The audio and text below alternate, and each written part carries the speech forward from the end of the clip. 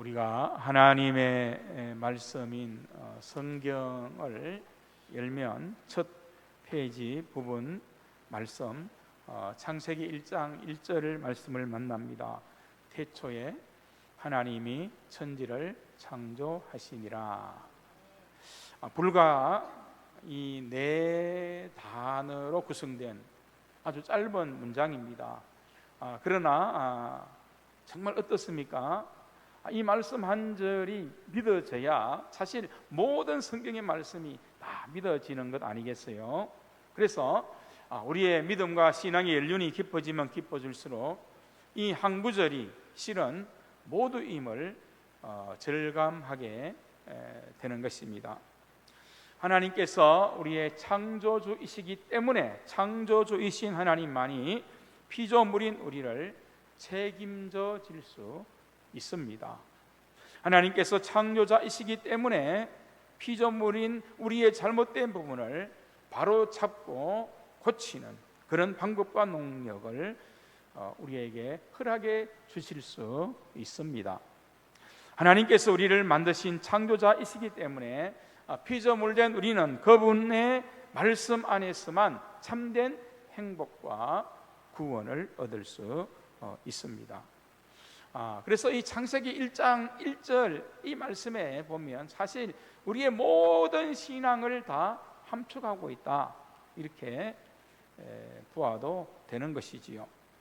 창세기 1장 1절 이 말씀만 가지고서도 하나님과 바른 관계를 맺을 수 있고요, 또 하나님께 온전히 순종하며 살아갈 수 있다는 것이지요. 그런데 구약 성경의 이 말씀은 이제 신약 성경의 말씀과 연결합니다. 신약 성경 요한복음 1장 1절에서 3절 말씀을 이렇게 선포합니다. 태초에 말씀이 계시니라. 이 말씀이 하나님과 함께 계셨으니 이 말씀은 곧 하나님이시니라. 그가 태초에 하나님과 함께 계셨고 만물이 그로 말미암아 지은 바 되었으니 지은 것이 하나도 그가 없이는 된 것이 없느니라. 그러니까 사도 요한은 이 창세기 1절 이 천지 창조의 이 말씀을 신약 성경에서 이렇게 말씀으로 연결하고 있습니다. 물론 이 사도 요한이 전하는 태초에 계신 이 말씀은 빛으로 오신 예수 그리스도이십니다. 요한복음 1장 14절 말씀입니다. 말씀이 육신이 되어 우리 가운데 거하심에 우리가 그 영광을 보니 아버지의 독생자의 영광이요 은혜와 진리가 충만하더라 했습니다. 예수님이 말씀이시고 그 말씀에 은혜와 진리가 충만히 역사하셨고 그분이 천지창조 만물을 만드시는 곳에도 함께 참여하신 성자 예수님이시다, 이것을 요한이 강조하고 있는 것입니다. 그래서 우리는 이렇게 말합니다. 구약이 뭐냐 할 때, 구약이 뭐냐?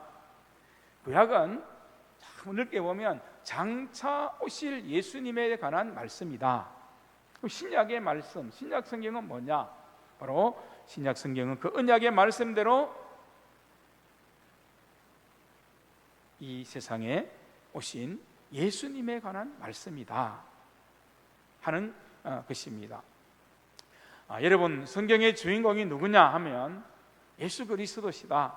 이미 우리가 다 알고 있지만 정말 이 놀라운 구약의 그 언약과 그리고 신약에서의 언약의 성취는 분명히 특별한 하나님의 계시죠. 계시입니다. 하나님의 나라와 구원의 역사가 이렇게 연결되어지는 것을 볼 수 있습니다. 구약과 신약의 말씀을 통해서 이것들이 연결됨이 구원의 신비고 은혜이지 않습니까? 그러므로 이러한 하나님의 역사와 구원의 놀라운 섭리를 볼 때 성경의 중심이 분명히 예수 그리스도일 수밖에 없다는 것이지요. 성경의 중심은 예수 그리스도이시다, 이것은 분명하다는 것입니다. 구약 성경을 보면 하나님께서 예수 그리스도를 보내주시겠다는 그 언약에 정말 모든 것이 집중되어 있는 것을 우리가 보지 않습니까? 그래서 인간들이 죄를 짓고요, 인간들이 또 모순된 행동을 하더라도 이 예수 그리스도를 보내주시겠다는 이 언약에는 결코 변함이 없는 것을 계속해서 강조하는 것을 볼 수 있습니다. 뭐 구약의 성막이나 제사나 어린 양의 희생 제물이나 모든 것이 다 예수님을 나타내고 상징하는 그런 말씀들로서 언약을 주신 것 아니겠습니까? 그리고 택하신 백성이 하나님을 거역하고 불순종하고 우상 숭배해서 죄를 지어요. 심판을 받았습니다. 때로는 다른 나라에 이렇게 포로로 끌려가기도 했습니다. 그러나 그 모든 상황 가운데서도 하나님은 역사하셨습니다. 그리고 예수 그리스도에 관한 이 언약은 변함없이 계속 이어가셨다는 것을 분명히 알 수 있습니다. 왜 그렇습니까? 예수 그리스도께서 오셔야만 모든 구원의 완성이 이루어지기 때문인 거지요. 우리를 죄에서 건져 구원해 주시고 또 우리를 죄와 이 죽음, 이 사망의 권세에서 새 생명을 얻게 하고 영원한 생명을 누려서 우리를 구원하는 길은 다른 길이 없고 오직 예수님 그 길밖에 없기 때문인 것입니다. 그래서 예수님께서 오셨고 또 예수님께서 오심으로 말미암아 구약에서 말씀하신 하나님의 나라가 신약에 이어지면서 신약에도 이 하나님의 나라가 이루어졌다, 완성되었다 하는 것을 예수님을 통해서 우리에게 분명히 계시하며 보여주지 않습니까? 하나님의 통치가 예수님이 오심으로 더욱 분명해졌다, 이것을 신약 성경에서 아주 강조하고 있습니다. 그래서 삼위일체 하나님이 왕 되신다, 우리를 다스리고 주관하시는 분이다 하는 것도 구약에서도 역시 말씀하지만 신약의 말씀에도 예수님 때문에 더 그것이 더 분명하고 선명하게 나타나고 있다는 바로 그 사실입니다. 그래서 예수 그리스도는 반드시 오셔야 했던 분입니다. 우리의 구원자로 또 우리의 영원한 생명의 주로 또 우리의 소망과 영광으로 희생의 제물로 오셔서 하나님의 모든 언약을 다 성취해 주신 것이지요. 그러므로 오늘도 우리가 분명하게 고백할 수밖에 없는 믿음과 고백은 다른 것 아니라고 생각합니다. 바로 오직 예수입니다. 우리가 신앙생활하고 예수님을 믿고 또 말씀으로 살고 은혜 가운데 나아가고 예배드리고 또 우리가 살아가는 삶에서 구원을 누리고 또 그 가운데 하나님께 영광을 돌리는 삶으로 우리가 더 아름답게 영원한 하나님의 나라를 위해 쓰임받는 삶을 살기 원하는 모든 것의 중심이 뭐냐 할 때 바로 뭡니까? 오직 예수님입니다. 다른 것이 없지 않습니다. 그래서 오늘 이 본문의 말씀에서 나타나는, 오늘 본문의 말씀으로 보면 주인공과 같은 그런 역할을 하는 이 세례 요한이 전하는 말씀도 사실은 이 복음인 거죠. 세례 요한이 굉장히 강력한 말씀으로 회개의 말씀을 전하고 있지만 사실은 무엇입니까? 오직 예수님이다, 이걸 요한이 분명히 전하고 있는 것이 오늘 이 본문의 말씀이라는 거지요. 오늘 본문에 등장하는 이 세례 요한은 오늘 본문의 말씀을 기록한 사도 요한과는 다른 인물입니다.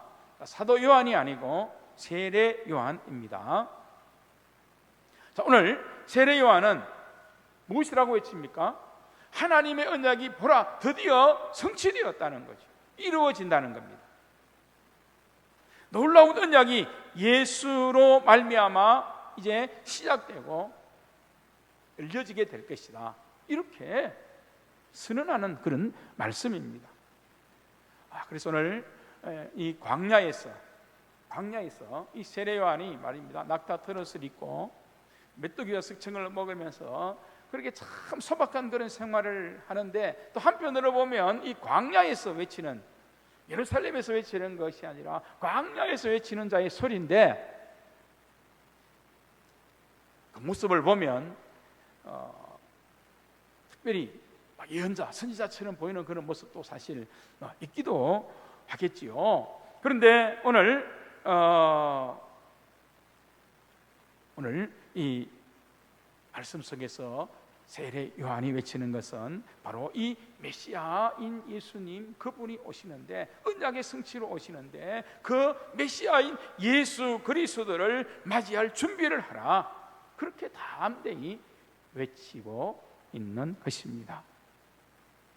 드디어 하나님께서 그렇게 약속하셨고 그렇게 소원하신 온 인류에게 참된 구원의 기쁜 소식, 이 복음의 능력으로 전해줄 그 예수 그리스도를 보내주실 것을 이제 드디어 이루신다는 것을 여러분이 아셔야 됩니다, 이 말인 거죠.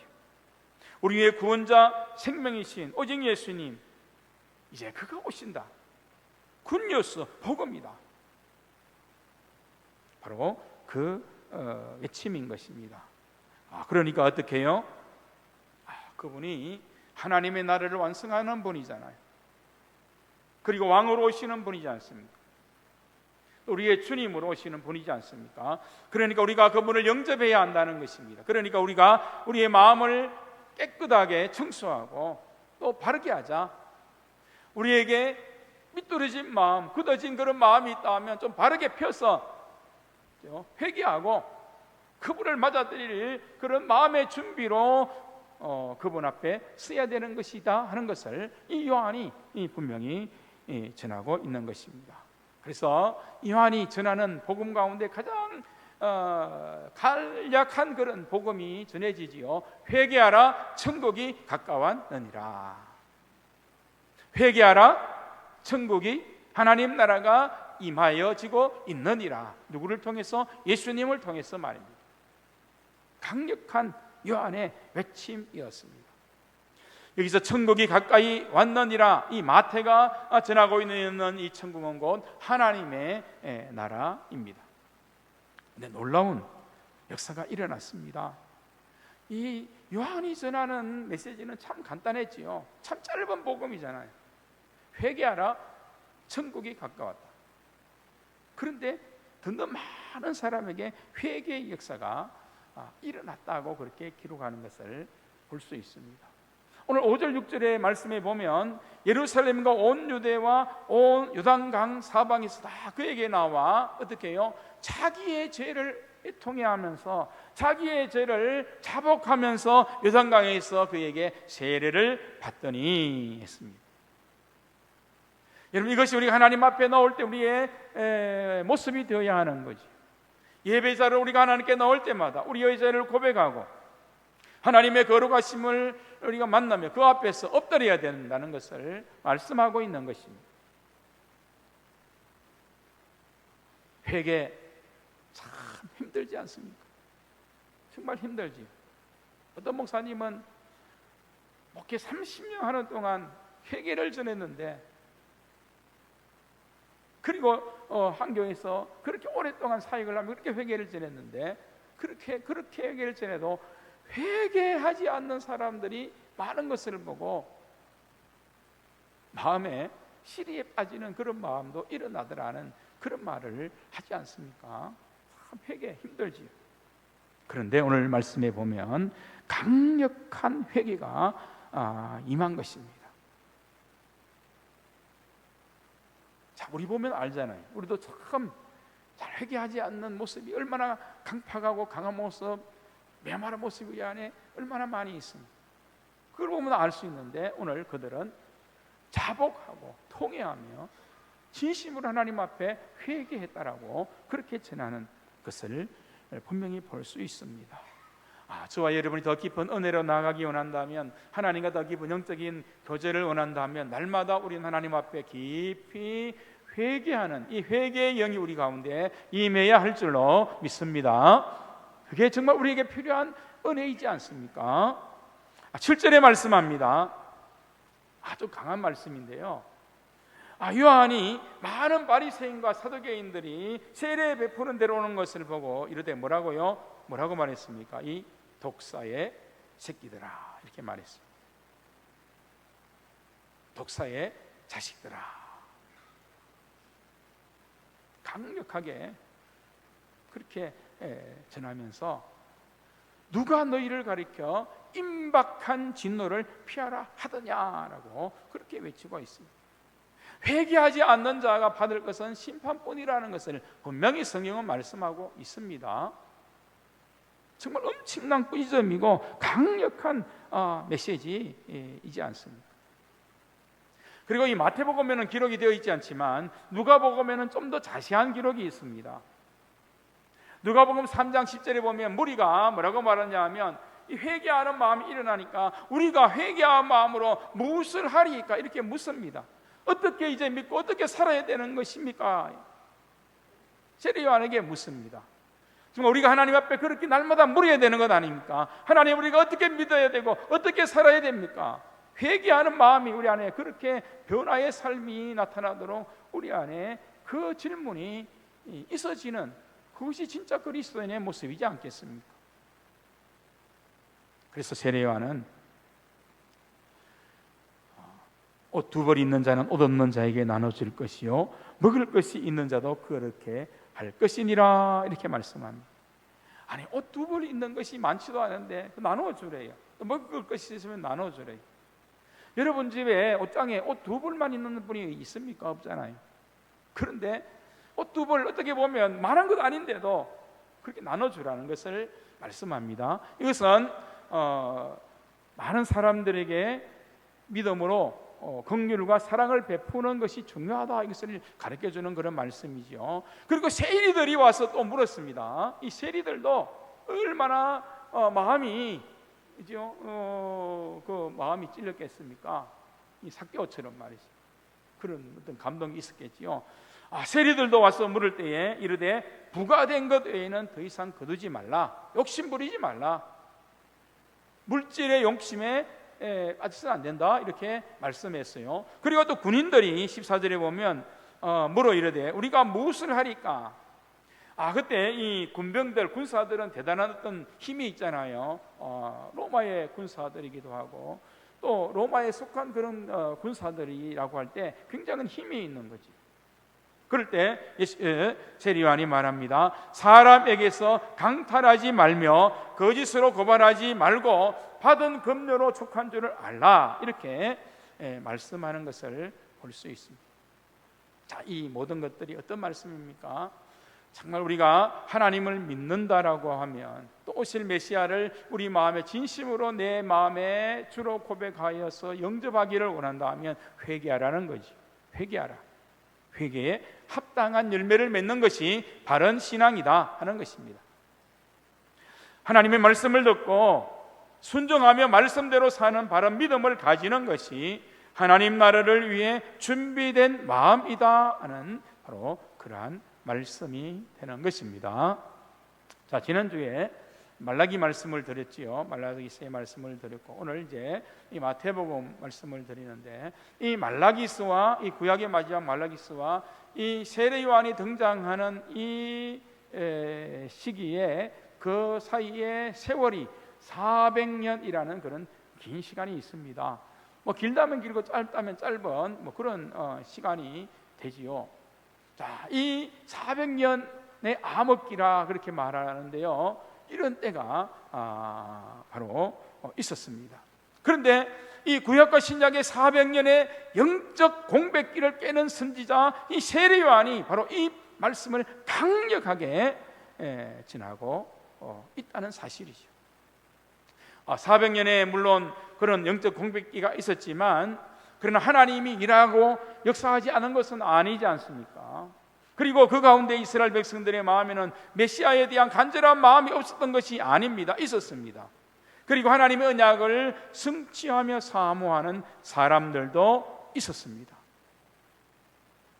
그런데도 가장 중요한 종교 지도자들, 성전에서 늘 드나든다고 하고 하나님께 제사를 드린다고 하는 그들은 영적으로 세례 요한이 들어야 되고 세례 요한이 깨닫고 외쳐야 될 그 하나님의 말씀을 온전히 듣지 못하는 영적인 어두운 가운데 있었다는 것입니다. 그들에게는 여전히 영적으로 어두운 시대였습니다. 하나님의 말씀 앞에 바로 서지도 않았고 말씀대로 살지도 않았습니다. 하나님 앞에 그들이 제사 드리러 나아갈 때마다 기쁜 영적인 교제가 필요한데 그게 없어졌습니다. 단순히 자기들의 이익을 위해서 욕심이 우상이 되어버렸죠. 그리고 그들의 종교심만 있지 하나님을 향한 뜨거운 사랑의 신앙심은 사라져버리고 이제 오래가 되어버린 겁니다. 자, 말라기서에도 그렇게 강조하면서 얼마나 하나님께서 하나님의 사랑을 바로 알라, 하나님의 언약이 얼마나 중요한지를 알아야 된다, 너희가 예배를 드리는 것이 바른 예배가 되고 살아가는 삶이 하나님께 온전한 삶이 된다 그렇게 외쳤지만은 여전히 어느 시간이 지난 다음에 또 이런 영적인 어두움 속에 그들이 빠져 있는데 백성들뿐만 아니라 이 지도자들이마저도 빠져 있는 거죠. 매번 하나님께 나와서 제사를 드린다고 하는데, 요즘으로 말하면 예배를 드린다고 하는데 여전히 그들의 마음은 황폐하고 영적인 눈은 멀어 있다는 겁니다. 마음이 굳어져 있다는 겁니다. 귀로는 하나님 말씀이 들려지지 않는 그런 영적인 무감각 시대 속에서 그들이 타락한 가운데 있더라는 것입니다. 그래서 예수님께서 그들을 책망하지 않습니까?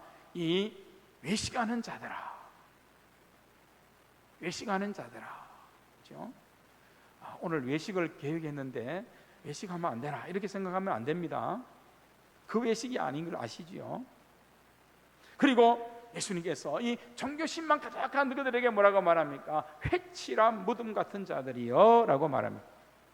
겉으로는 회칠해서 잘 꾸며놓은 것 같지만 그 속에는 시체가 있으니 썩어 냄새나는 그런 모습이지 않느냐, 이것이 영적인 그들의 실체라는 것을 예수님께서 말씀하고 있는 것입니다. 종교심만 있지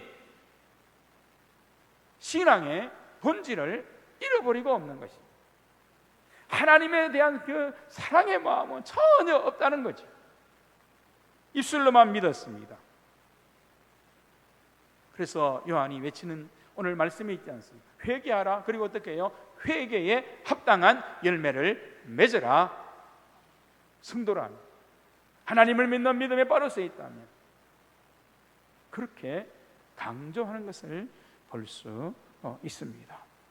그래서 여러분, 이 세례 요한이 독사의 자식들아 이렇게 외친 것입니다. 아주 심한 말이죠. 여러분이 신앙생활 잘못한다고 제가 이 독사의 새끼 같은 사람들 이렇게 말하면 다 떠날 거야. 한 사람도 안 남아있을 거야.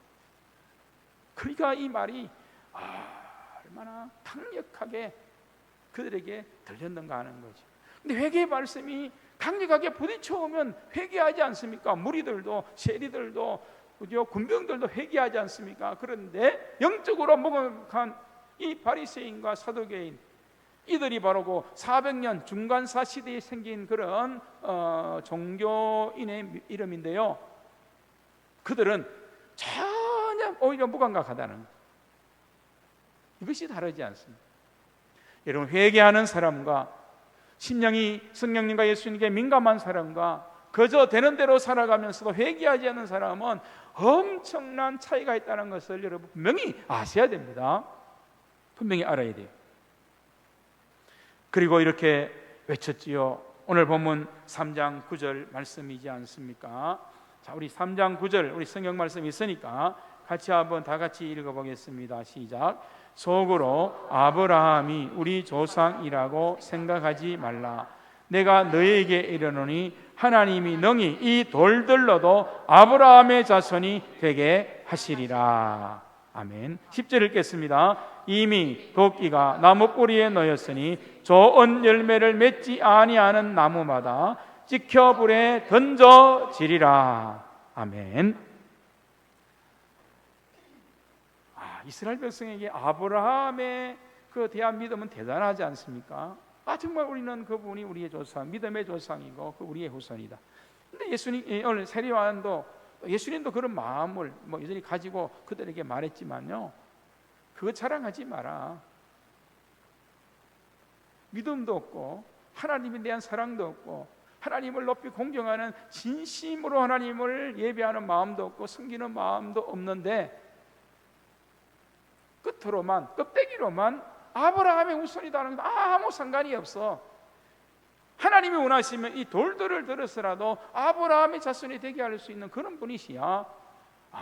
정말 어떻게 보면 굉장히 모욕적이기도 하고 그들에게 굉장히 본질적이고 근본적인 것을 가르쳐주는 그런 말씀이 이 본문의 말씀 속에 있다는 것 여러분 아셔야 됩니다.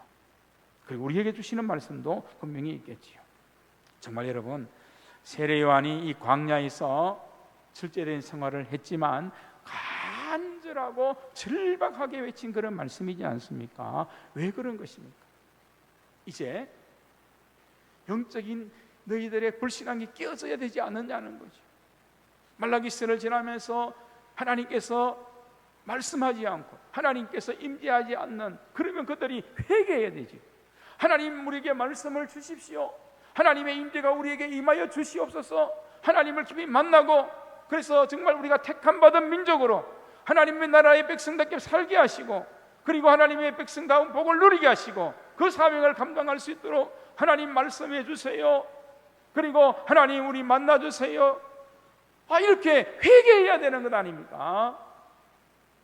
그런데 회개하지 않고 그 영적 암흑기에도 하나님을 사모하지 않는 그런 마음이 있는 것 아닙니까? 그러니까 이런 영적인 어두움을 깨뜨리라는 겁니다. 빛이 오시는데 빛 가운데로 나오라는 것입니다. 생명의 주님이 오시면 생명의 주님께로 나아가야 되는 것이 아니냐는 것입니다.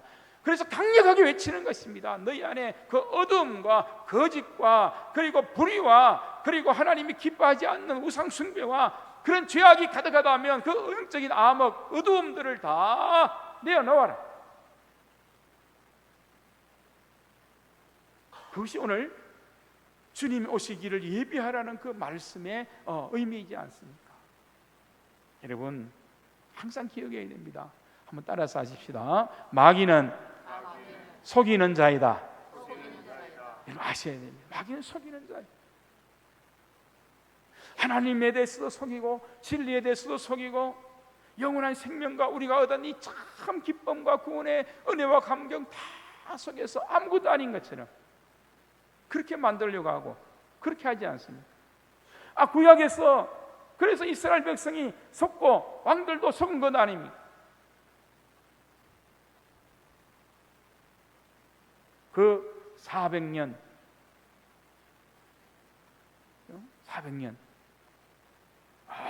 얼마나 마귀가 강력하게 역사했는지를 모릅니다. 하나님께서 아직 때가 되지 않았기 때문에 마귀들을 그냥 두셨다고 했기 때문에 세상을 다스리는 왕은 마귀이기 때문입니다. 그들은 우리를 속입니다. 죽이려고 합니다. 마지막에는 우리를 저 멸망으로 저 지역으로 떨어뜨리는 것이 그들의 목적이지 않습니까? 그래서 우리는 속으면 안 돼. 진리 가운데 거해야 되고 빛 가운데 거해야 되고 예수님의 생명 가운데 거해야 될 이유가 우리는 분명하다는 것을 그래서 우리가 분명히 알아야 되는 것입니다. 세상의 왕이 마귀이고 사단이기 때문에 그래서 예수님이 오시는 것이 참 구원의 완성이고 하나님 나라의 완성이지 않습니까? 예수님이 오심으로 말미암아 이제 저 세상의 왕이 아니라 만왕의 왕이신 우리 주님 예수 그리스도를 나의 주님으로 고백하는 그 은혜가 우리에게 임하여지게 될 것이다. 요한이 그것을 선언하고 있는 것입니다. 이런 놀라운 하나님의 언약이 놀라운 기쁨과 감격, 복음, 진짜 굿뉴스가 우리에게 임한다면 우리가 회개하고 우리의 마음을, 우리의 믿음을 정결하게 하고 그분 예수님을 통해서 우리가 참 그 은혜를 누려야 되는 것이 맞지 않느냐? 그러면 회개하고 우리의 마음을 정결하게 하고 주님이 오실 그 길을 예비하는 우리의 영적인 모습이 되라는 이 세례 요한의 간절한 외침이 이렇게 그래서 중요한 것입니다. 예수 그리스도가 모든 언약의 성취이기 때문입니다. 그리고 모든 인류의 죄와 저주 사망을 끊으시고 우리의 영원한 빛으로 오신 분이기 때문인 것입니다. 그래서 이제 선물로 주신 하나님의 나라 그 구원을 누리기 위해서 그 예수님을 맞을 준비를 하라는 그 말씀인 거지요. 여러분, 이 세례 요한이 참 위대한 것은 자기가 그런 구원자 메시아가 아니었다는 것을 분명히 알고 있다는 것이 얼마나 귀한 은혜입니까? 나는 물과 오늘 말씀에 있듯이 나는 물로 세례를 베풀거니와 내 뒤에 오시는 분은 나보다 능력이 많으시고 나는 그분의 신을 덜기도 감당하지 못한 존재이고 그분은 성령과 불로 우리에게 세례를 주실 참 구원자이다. 그래서 요한복음 3장 4절에 보면요, 그는 흥하여 하겠고 나는 쇠하여 하리라 이렇게 고백하는 것을 봅니다. 정말 세례 요한의 참 위대한 점이지요. 요한이 말하는 것은 무엇입니까? 나는 아니다는 거지. 오직 예수님을 보라는 겁니다. 언약의 성취자로 오신 그 예수님의 길을 준비하기 위해서 나는 먼저 올 사람일 뿐이다. 예수 그분만이 구원자요, 그분이 생명의 주요, 그분이 복음이다 하는 것을 분명히 전하고 있는 것입니다. 여러분, 제가 오늘 이 세례 요한의 이 간절한 외침을 통해 왕의 나라 그분의 명령을 왜 전하는 것일까요? 오늘 이 세례 요한이 전하는 말씀은 하나님을 모르고 메시아로 오심을 모르는 그런 사람들에게 전해진 말씀이 아닙니다. 믿는다고 하는 유대인들을 향해, 특히 바리새인들을 향해서 외치는 그런 말씀이지 않습니까? 그래서 여러분, 이미 예수 그리스도를 구주로 고백하고 하나님의 나라를 살아야 하는 오늘 우리들에게 들려지는 울림이 크다는 사실입니다. 사랑하는 성도 여러분, 혹시 우리가 믿는다고 하지만 요한 당시의 종교인들과 같은 그런 믿음은 아닌지요? 하나님의 나라가 예수 그리스도를 통해서 임했다고 했습니다. 그런데 그것이 복음입니다. 죄와 저주와 사망을 이긴 그런 능력이지 않습니까? 그런데도 우리는 예수님을 믿는다고 하면서도 그 나라를 누리는 삶은 전혀 살고 있지 않는 것은 아닌지, 이것을 우리에게 묻는 것 아닙니까? 예수님을 믿는 나에게 예수 그리스도 그분만이 나의 구원자입니다. 나의 생명입니다. 이 고백이 아직 희미하지 않는지 우리는 우리의 믿음을 반드시 돌아보아야 하는 것입니다. 오늘 말씀처럼 우리는 간절히 회개하는 마음으로 우리에게 하나님의 나라가 임한 삶을 반드시 살아야 합니다. 예수님을 바르게 믿고 바르게 고백해야 됩니다. 한번 따라서 하십시다. 예수님을 바르게 믿고 바르게 고백합시다. 할렐루야. 바르게 믿고 바르게 살아야 된다는 것입니다. 그래서 회개에 합당한 열매가 우리 안에 맺혀져야 하는 거지요. 요한의 외침은 분명합니다. 오직 예수님이다. 그분이 복음이다. 그분이 오시기를 준비하라고 했지만 이미 우리는 성령님을 통해 그분을 영접하고 나의 구주, 나의 생명, 나의 하나님, 그리고 하나님 나라의 삶을 사는 은혜가 내게 임했습니다. 우리는 고백하지 않습니까? 자, 그러므로 오늘 우리가 살아가는 모든 우리의 삶에 또 우리의 미래에도 다른 것 없습니다. 분명히 고백해야 됩니다. 다시 한번 마지막으로 따라서 하십시다. 예수님만이 우리의 전부입니다. 예수님만이 나의 전부입니다. 전부입니다. 좀 크게 확실히 합시다. 전부입니다. 할렐루야. 기도하겠습니다.